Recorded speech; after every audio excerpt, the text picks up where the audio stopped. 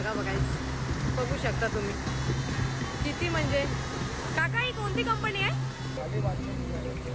पण यामध्ये आता किती लॉस झाला रे. बाटले कुठे जातील, काय जातील. मग 5-6 हजार एमटी सिलेंडर जाणं हे काय खाऊ गोष्ट नाहीये. तुम्ही बघू शकता गाईज, अजून तिकडे चालूच आहे, म्हणजे कंटिन्यू येतच आहे.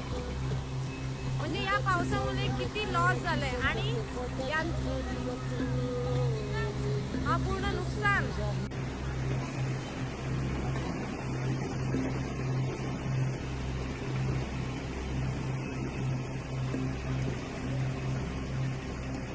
पूरा सिलेंडर कंपनी का बह गया।